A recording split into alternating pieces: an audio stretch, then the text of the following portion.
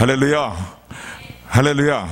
오늘은요, 하나님의 말씀을 통해서, 은혜를 받고 또 하나님의 음성을, 우리 말씀하시는 하나님의 음성을 듣기 이전에 먼저 두 가지를 좀 먼저 생각하면서 말씀을 통해서 함께 은혜를 나누기를 원합니다. 여러분, 예수님 믿고 거듭난 성도들이요, 예수님 믿고 거듭난 이후로 성도는 어떠한 이제 삶을 살게 됩니까? 쉽게 얘기한다면 이런 질문입니다. 거듭난 성도에게 성도는 더 이상 율법의 지배를 받으며 삽니까? 율법의 지배를 받지 않고 삽니까? 여러분들 나름대로 대답하세요. 마음에 대답을 하세요. 또 하나의 질문은요, 그러면 우리가 예수님 믿고 거듭난 이후에 오직 은혜로, 오직 믿음으로 이제 사는데, 믿음으로 구원을 받았는데, 그렇다면은 더 이상 율법이 우리의 삶 가운데 필요합니까? 필요하지 않습니까? 이제 여러분 이렇게 대답을 하면은 맞을 수도 있고 안 맞을 수도 있기 때문에 제가 굳이 대답을 요구하지는 않습니다. 여러분들 마음속에 대답을 먼저 여기에 대한 정답을 한번 말씀해 보시기를 바랍니다. 두 가지 질문이에요.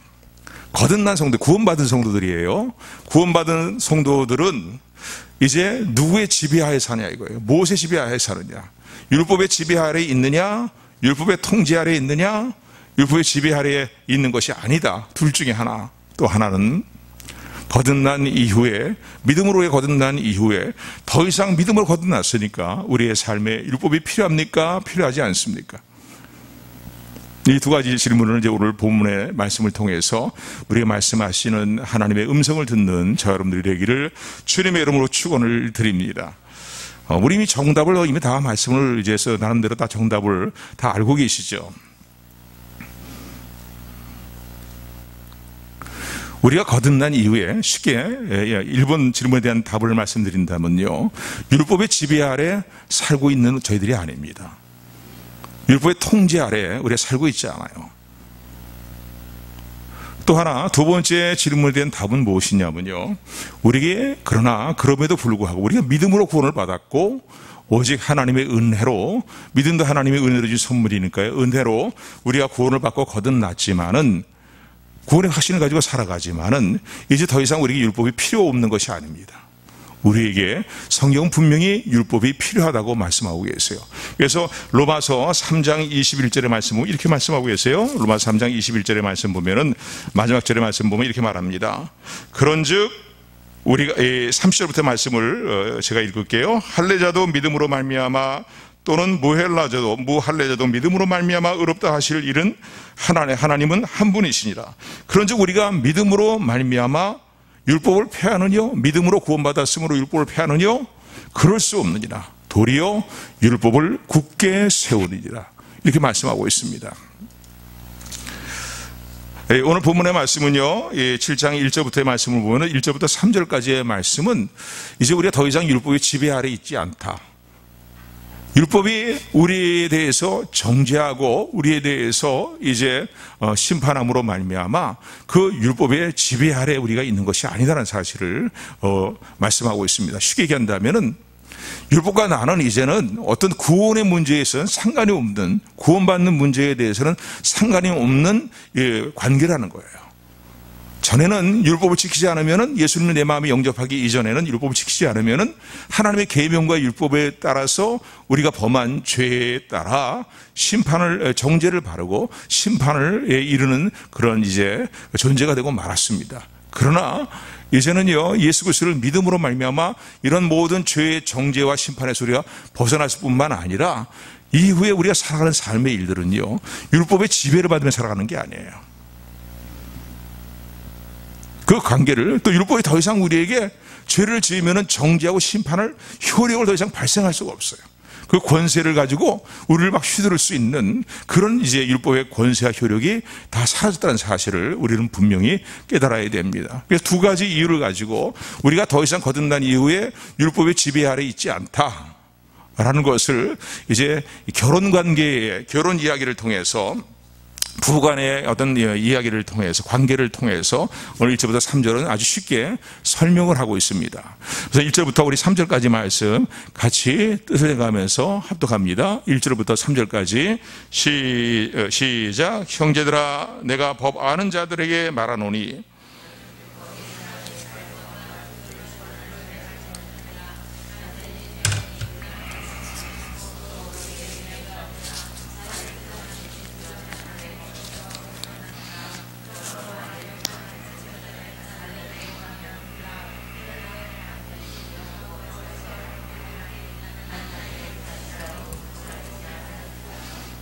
아멘.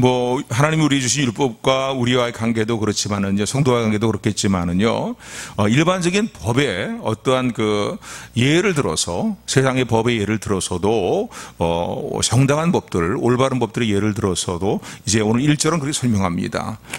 율법이 더 이상 나에게 어떤 죄에 대한 정죄와 어떤 심판을 행할 수 있는 효력을 다 잃어버렸다는 거예요.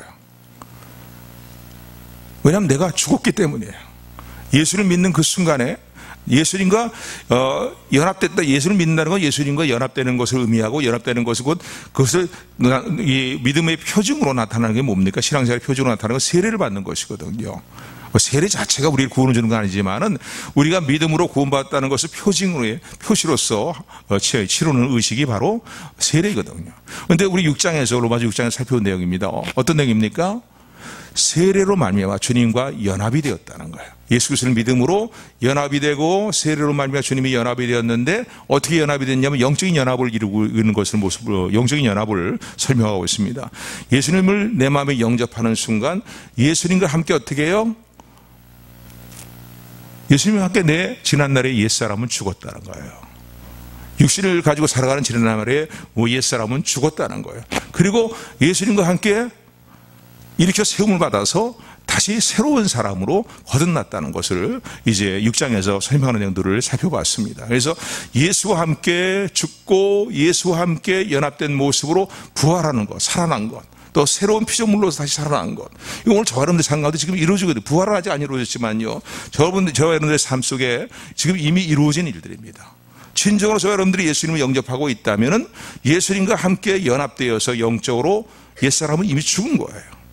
하나님 그렇게 말씀하셔요. 성경이 그렇게 말하고 있어요. 그렇기 때문에 누구든지 예수 그리스도 안에 있는 자는 보라, 옛 것은 새로운 피조물이 되었다. 이전 것은 지나갔느니라고 말씀하고 있어요. 아멘. 그러니까 새로운 피조물이에요.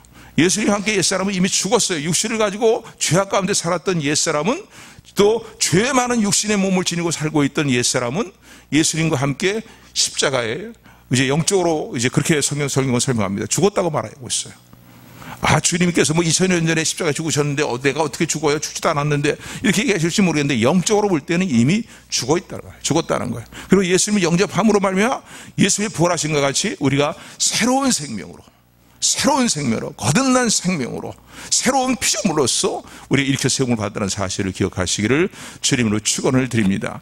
제가 왜 이 얘기를 왜 하냐면요, 아무리 큰 죄의 일을 할지라도요, 그 사람이 죽으면 법의 효력이 더 이상 그 사람에게 적용되질 않습니다. 법의 정죄가, 죄에 대한 정죄와 이 정죄가 그 사람에게 더 이상 적용되지 않아요. 그걸로 모든 효력이 다 끝나버리고 말아요. 최근에 예를 본다면 말이죠, 박원순 서울시장에 대한 것에 대해서 뉴스가 상당히 굉장했지 않습니까? 그런데 더 이상 그분이 자살하고 마니까, 죽고 마니까 더 이상 세상의 법에 잣대를 대고서 그 사람을 심판할 수가 없고 정죄할 수가 없는 것이에요.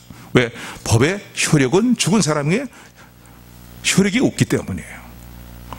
그 말이 이제 1절의 말씀이에요. 우리 1절 말씀 다시 한번 생각하면서 같이 합독합니다. 1절 시작. 형제들아,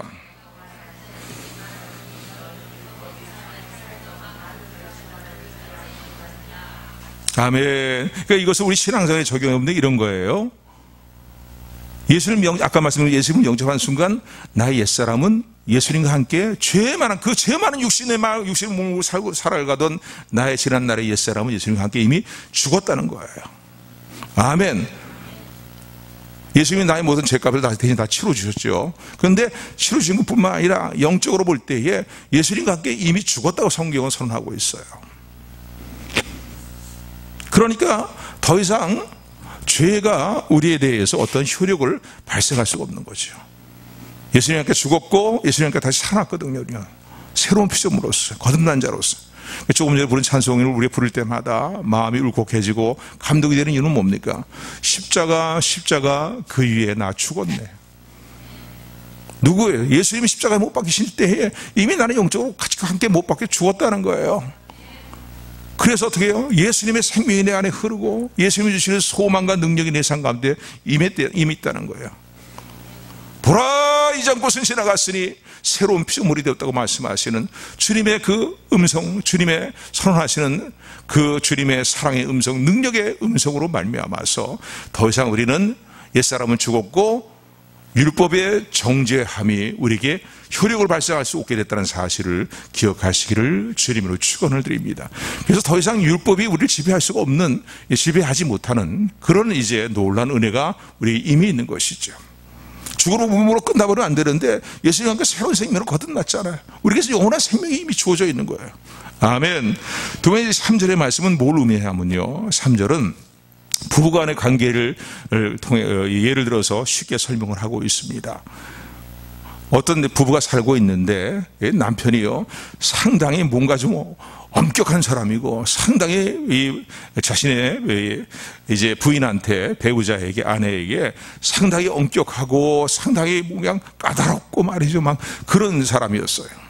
그런데다가 그런 사람이기 때문에 이 여인이 이 남편과 함께 생활하는데 많은 어려움이 있었고 맨날 막 그 남편에게 말이죠, 맨날 혼쭐이 나고 남편에게 야단을 맞고 남편이 호통치는데 찍소리하지 못하고 말이죠, 그렇게 생활을 하고 있었는데 그 남편이 죽고 말았어요. 남편이 어떤 정한 법들이 있어요. 가정생활에 법에 있어서 이 그릇은 여기서 이쪽으로 옮기지 마라, 이 물건은 조금 더 옮기지 마라, 내 허락 없이 옮기지 마라 말이지. 뭐 나갔다가 들어올 때는 몇 시까지 들어와야 돼 말이지. 외출할 때는 외출 시간은 1시간 이상 외출하면 안 돼. 뭐 이런 까다로운 남편이 정한 법들이 있는 거예요. 그런 법 외에도 이 여인은 다른 남자에게 눈을 돌릴 수가 없는 것이죠. 왜냐하면 법적으로 볼 때에도 남편에게 속해 있는 그런 관계이기 때문에 그래요. 요즘 참 문제가 되는 건 뭐냐면 간음법이라든가 이런 것들이요, 합법화되는 거, 그게 불법이거든요.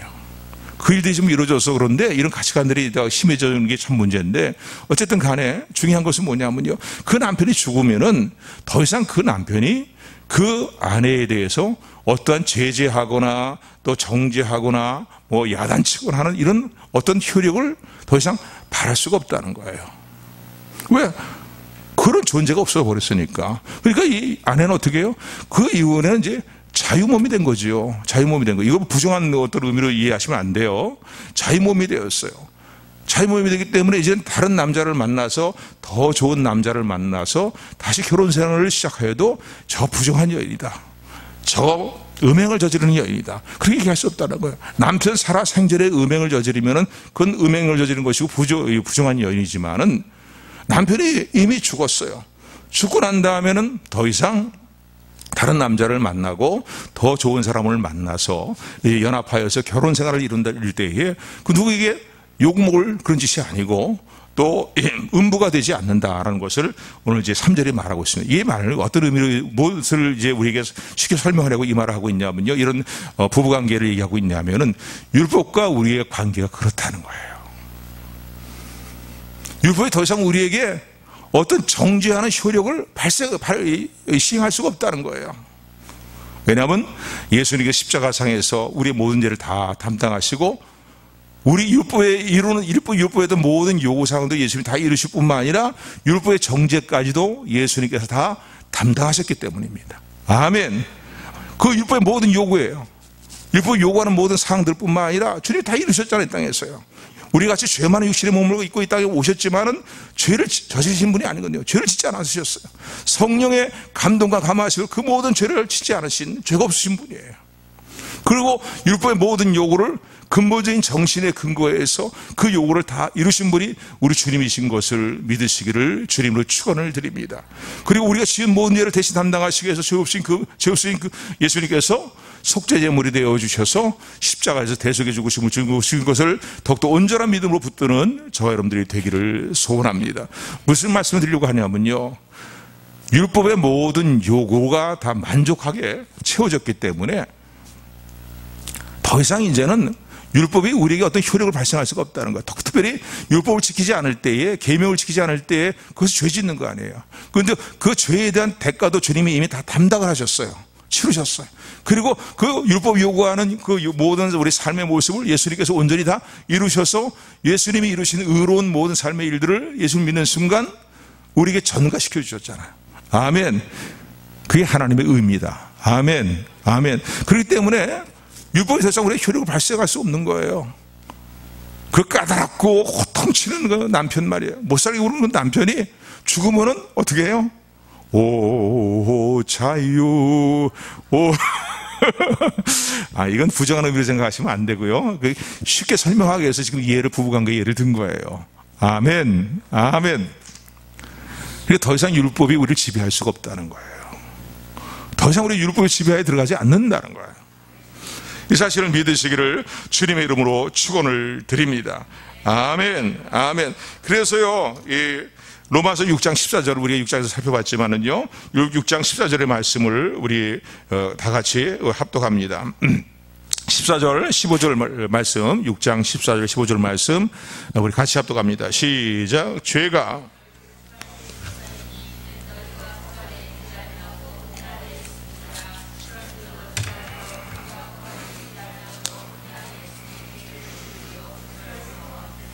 아멘. 특별히 14절의 말씀을 보니까 죄가 너희를 주관치 못한다는 거예요.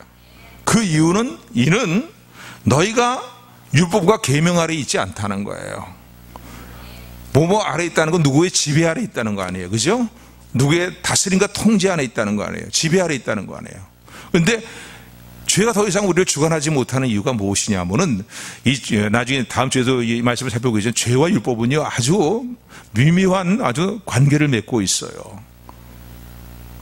율법이 우리에게 주어지고 계명이 우리에게 주어지잖아요. 율법은 선하고 의로운 것인데, 근데 죄 많은 이 육신의 몸을 입고 살아가는 우리 사람들은요, 성도들은 어떻게 하냐면 성도들과 모든 사람이 다 해당되는 것이겠지만은요, 우리 특별히 율법은 뭐 성도들과 관계가 있는 것들이니까. 죄와 율법은 어떤 묘한 관계를 있냐면 율법이 주어지고 계명이 주어지면요 하지 말라 하는 율법이 주어지잖아요. 그러면 어떻게 하면 우리 육신에 있는 부패한 죄성이요 자극을 받아요. 더 어떤 그 죄를 유혹에 탐심이 가득 차지는 말이죠. 그래서 이 율법이 탐심을 이루는 말이에요. 그런 묘한 이제 관계가 율법과 죄와의 관계입니다.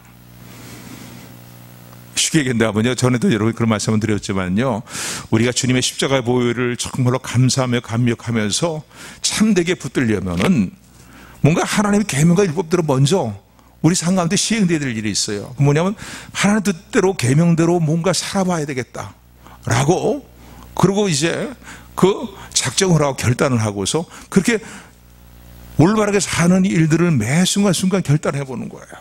그런데 그게 뭐 한 달 정도가 아니라 제 말이 아니라 C.S. 루이스가 한 말인데, 이분이 그런 얘기를 해요. 한 6개월 정도 결단해 보라는 거예요. 그리고 6개월 정도 살아보라는 거예요. 그럼 나중에 보면요 엉망진창이 돼버린 내 모습을 발견하게 된다는 거예요. 바르게 살아보려고 하는데 내 스스로 의로우면 안 되는 거예요. 더구나 이제는 율법과 계명대로 사는 거 아니에요? 하나님 주신 율법과 계명인데 이게 선하고 의로운 건 알아요. 이제 다음 주에 이 율법의 기능에 대해서 다시 한번 언급을 하지만은요, 이건 알아요. 그런데 어떻게 해요? 그렇게 살지는 못하는 거예요.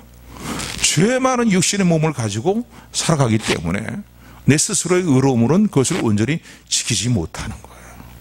그래서 시간이 가면서 뭔가 바르게 살아보려고 막 하는데도 바둥바둥 거리는데도 자꾸 넘어지고 쓰러지고 넘어가는 말이죠.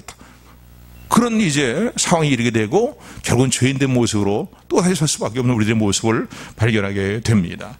그 예행을 이제 다음 주에 살펴볼 내용이지만요, 우리 7장 8절 말씀 7절부터 8절까지만 9절까지 살펴보죠. 다음 주에 다시 한번 더 살펴보기로 하고요. 우리 7장 7절부터 9절까지 같이 합독합니다. 시작. 그런즉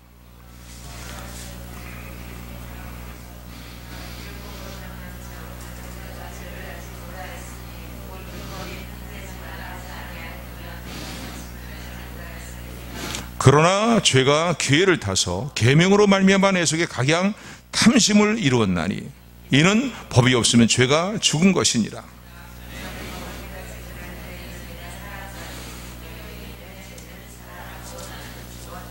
아멘. 특별히 8절의 말씀은 이런 내용이에요.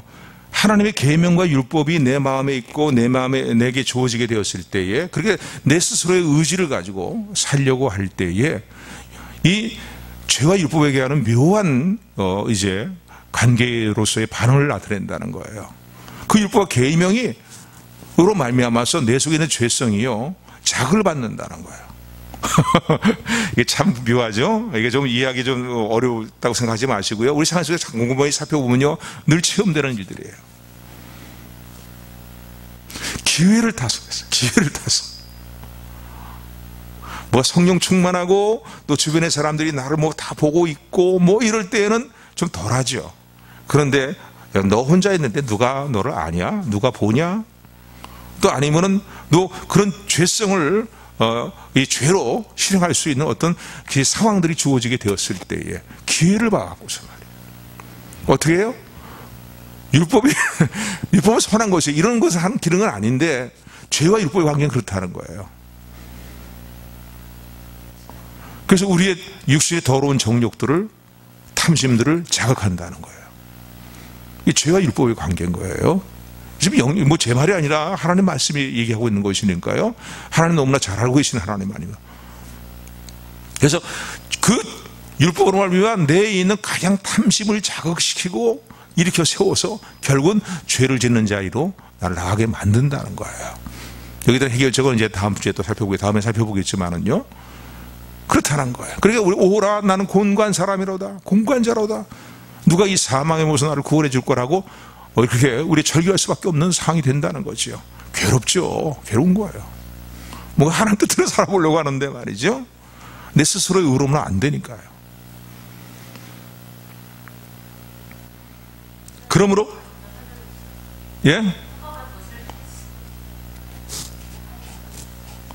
8절이요. 네, 우리 8절 다시 한번 같이 합독합니다. 8절 시작. 그러나 죄가 기회를 타서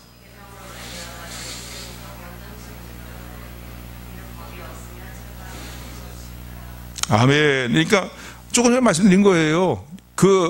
내 안에 죄성이 있잖아요. 내 안에 죄성이 있는데 그 죄성이 잠잠히 있다가 더 발악하고 막 들고 일어날 때가 있다는 거예요. 어떻게? 율법과 계명대로 살겠다는 마음을 갖게 될 때에, 근데 그것을 이제 나중에 정답을 이미 먼저 말씀드리지만 성령을 따라 행하지 못하고 내 육신적인 의로움으로 그렇게 해보려고 할 때에 더 엉망진창이 되고 만나는 거예요. 왜?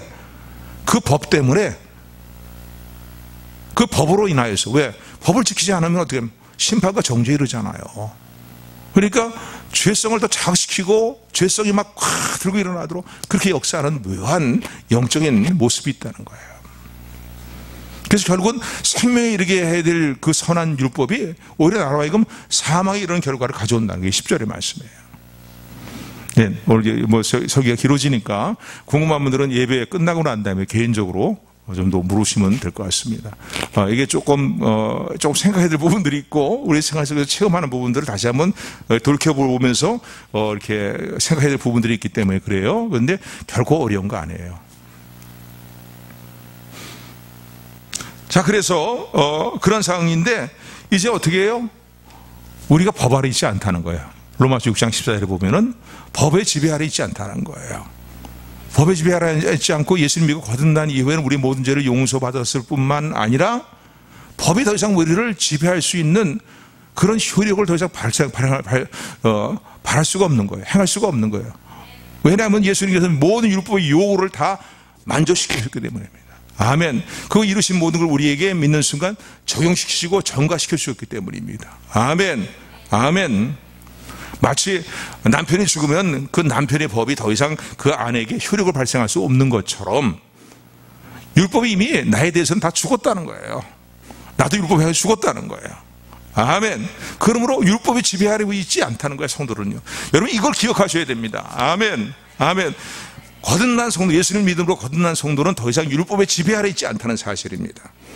이 사실을 믿으시기를 주님의 이름으로 축원을 드립니다. 아멘.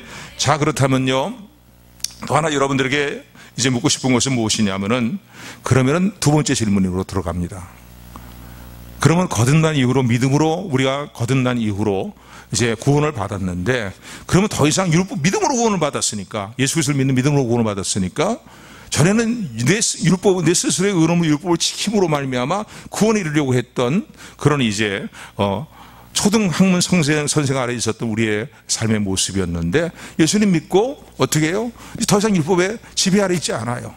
하나님의 은혜 아래 있어요. 아멘. 하나님의 은혜 아래 다스림을 받고 또 인도함을 받는 삶이 되었다는 사실을 기뻐하는 저와 여러분들이 되기를 소원합니다.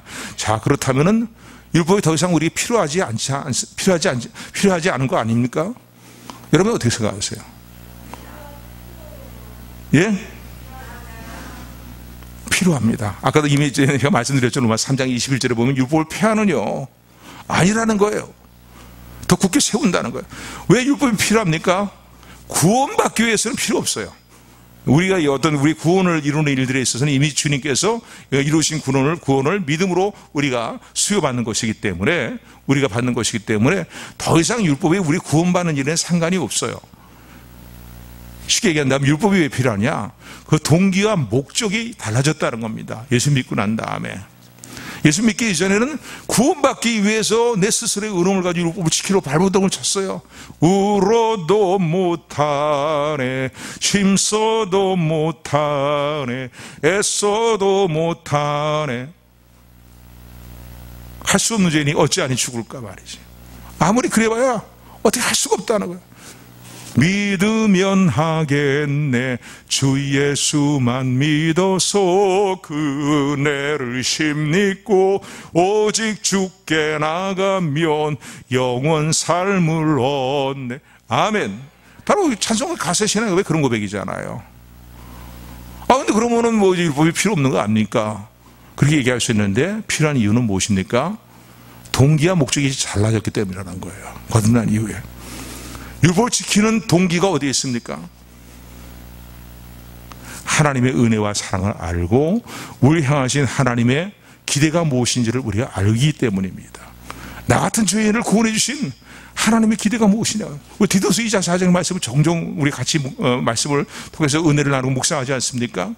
예수님이 십자가에서 자신의 몸을 그 고난 가운데 내어주신 이유는 뭐냐면은 우리를 구원하실 뿐만 아니라 착한 일에 열심을 내는 하나님의 친백성이 되게 하려 하심이라고 말씀하고 계십니다. 아멘. 예배서 2장 8절 9절로 넘어가면서 뭐라고 얘기합니까? 우리 다시 한번 잘 읽는 구절이지만 다시 한번 찾아봅니다. 예배서 2장 8절이에요.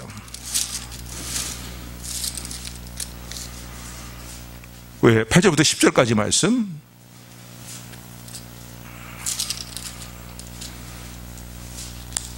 우리 같이 우리 합독합니다. 시작. 너희가 그 은혜를 인하여 믿음으로 말미암아 구원을 얻었나니 이것이 너희에게서 난 것이 아니요 하나님의 선물이라.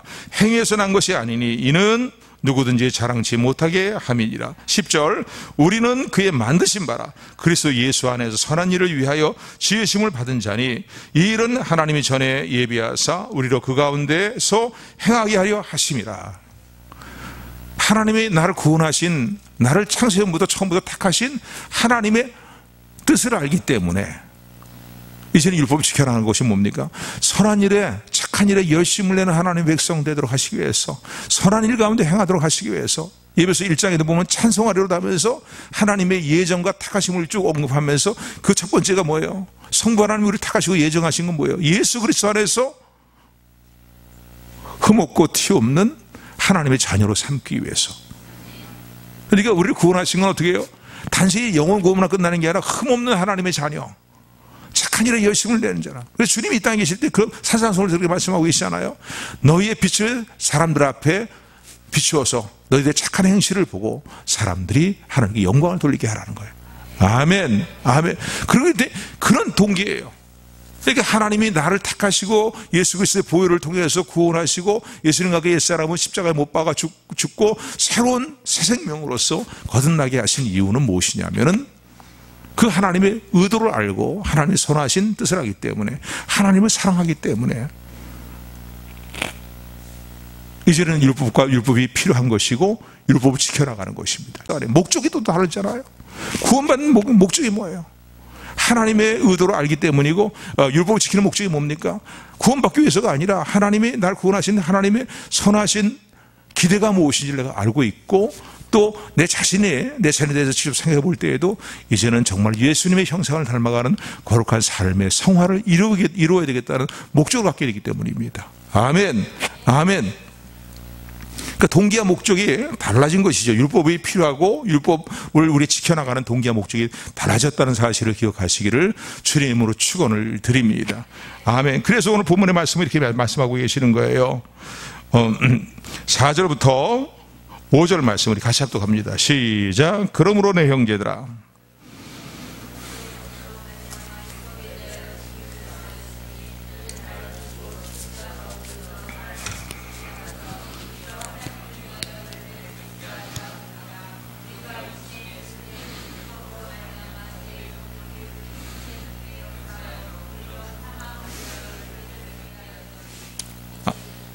아멘. 그러니까 이제 더 이상 우리가 율법에 지배하여 있지 않지만은 율법이 우리 필요하고 우리가 율법을 지키는 목적과 동기가 달라졌다는 거예요. 왜? 하나님의 기대를 알기 때문에. 전에는 사망의 열매를 맺었어요. 내 뜻대로 내 멋대로 육신의 정욕이 끈들어 살아가는데, 이제는 예수님이 나를 구원하신 이후에 하나님의 기대와 구원하신 또 목적이 나의 목적이 되었기 때문이에요. 또 주님을 사랑하는 마음이 우리에게 주어졌기 때문입니다. 아멘. 이런 동기로 말미암아서 어떻게 해요? 하나님을 위해서 열매를 맺는 삶을 이루기 위해서라는 겁니다. 하나님의 기대에 부합된 삶의 열매를 맺기 위해서라는 거예요. 육신대로 살면 정령 죽잖아요. 육신의 정신대로 살면은요. 그러니까 이제는 그렇게 살지 않기 위해서 잘못했을 때는 주님의 보혈을 붙들고 철저히 회개하고 다시 일어서고 말이죠. 그리고 다시 결단하는 거예요. 주님 뜻대로 살기로 했네. 주님 뜻대로 살기로 했네. 주님 뜻대로 살기로 했네. 뒤돌아서지 않겠네. 아멘. 그러므로 이제 우리가 율법이 우리 필요한데 그 율법을 어떻게 지켜나느냐, 이게 중요해요. 율법을 어떻게 지켜나가느냐 이거예요. 우리가 수없이 실패하고 수없이 절망했던 그 우리의 삶의 모습을 돌아볼 때에 죄의 문제에 대해서 말이죠.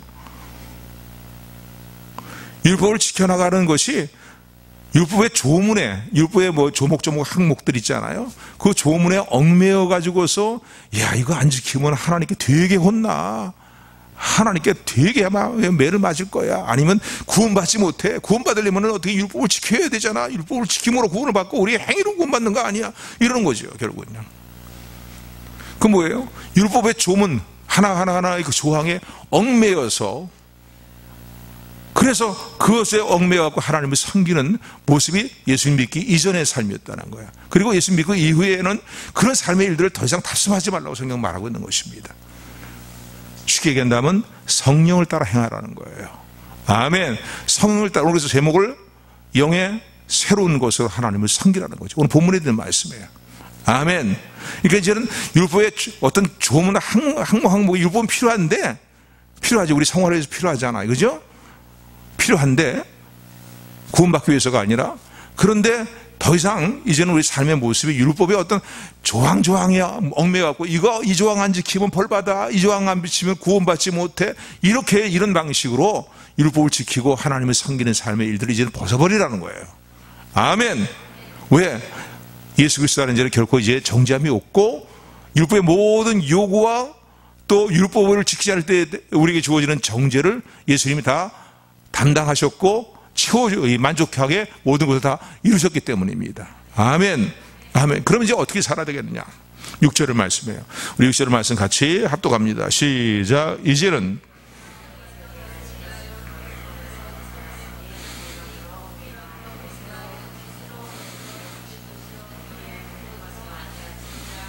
아멘. 우리가 이제 우리가 예수 믿고 거듭난 이후에 우리가 이제는 어떻게 율법에 우리를 얽매여 두고 우리를 얽매이고 또 우리를 짓누르고 하는 말이죠. 이 율법의 지배하에서 벗어났다는 거예요.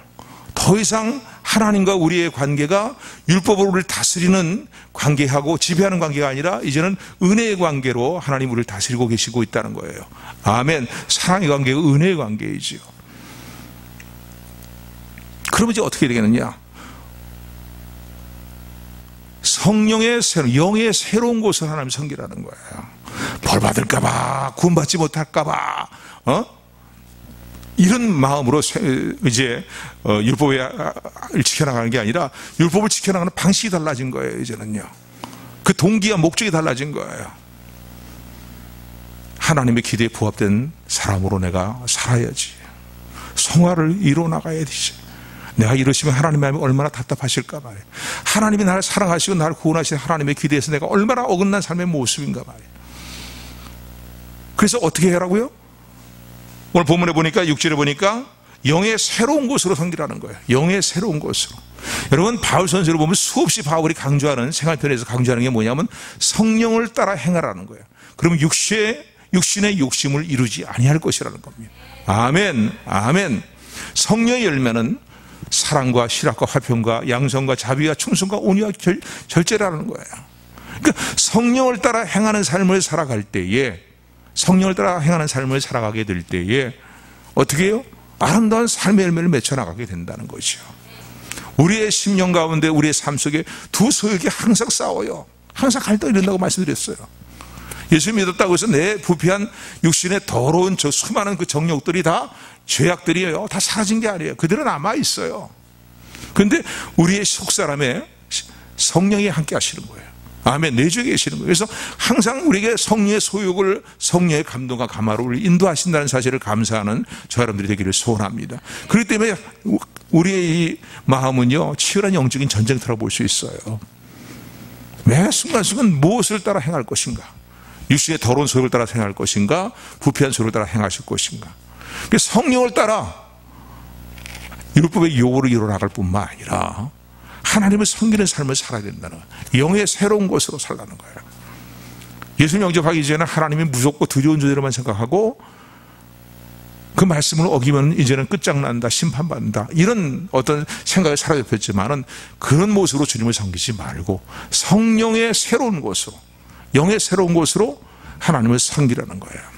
여러분 영의 새로운 곳을 하나님 섬기는 목에서 많은 것들을 생각해 볼 수 있겠지만 오늘 시간 관계상 기본적인 것만 말씀드리고 이제 말씀을 마치려고 합니다.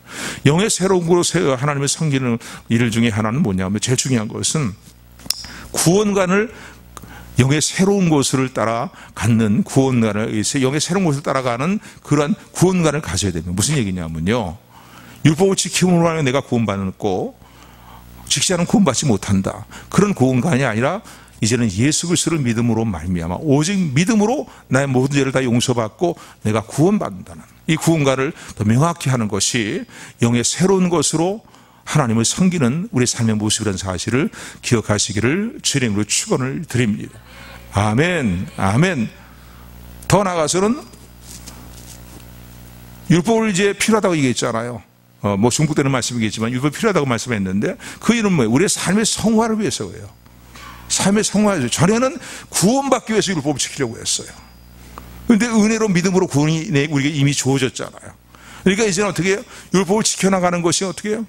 하나님 기대에 부합된 삶과 내 삶의 성화를 이루어나가겠다는 그런 동기와 목적으로 율법을 지켜나가도록 성령께서 우리 마음에 감동을 주신다는 거예요. 아멘. 그래서 영의 새로운 곳으로, 그러니까 성령의 새로운 곳으로, 성령의 감동과 감화를 따라서 하나님 말씀에 근거한 성령의 감동과 감화를 따라서 하나님을 섬기는 것이 영의 새로운 곳으로 하나님을 섬기는 것이에요. 구원받는 일도 이제 율법의 어떤 정신을 따라 행하는 것이 아니라 영의 새로운 것을 따라서, 감동을 따라서 율법을 지켜나가며 성화를 이뤄나가는 것도 성령의 감동과 하나님 말씀에 근거한 성령의 감동을 따라서 행하는 삶을 이뤄나가는 저 여러분들이 되기를 주님으로 축원을 드립니다. 그래서 뭐 폭넓게 이제 모든 걸 하러 이렇게 모아서 말씀을 드린다면 세세 말씀을 드리기가 좀 시간이 너무 그러니까요. 모든 생활의 일들에 있어서 하나님 말씀으로 근거해서 우리 마음에 감동을 주시고 감화하시는 성령의 감동을 따라 행하는 삶을 살라는 것이 영의 새로운 것으로 하나님을 섬길지니다라는 거예요. 아멘. 그래서 우리 주신 구원의 은혜를 참으로 감사하면서 예수님 안에서 우리의 모든 죄가 단번에 영원한 속죄를 받았다는 사실을 굳건히 붙들 뿐만 아니라 더 이상 이후에 우리의 삶은 율법의 지배 아래에 있는 것이 아니라 하나님의 은혜 아래에 있고 성령의 인도하심과 감동하심에 있다는 사실, 감동하심을 따라 살았는데 우리 삶이 있다는 사실을 기억하고 하나님께 먼저 감사하고요, 주님의 구속에 참으로 감사하면서 주님이 우리 가운데 내주하게 계시는, 내주하도록 보내주신 성령님의 감동과 감화를 따라 행하는 영의 새로운 것으로, 영의 새로운 것으로 주님을 섬기는 우리 모두가 되기를 주님의 이름으로 축원합니다. 축원합니다.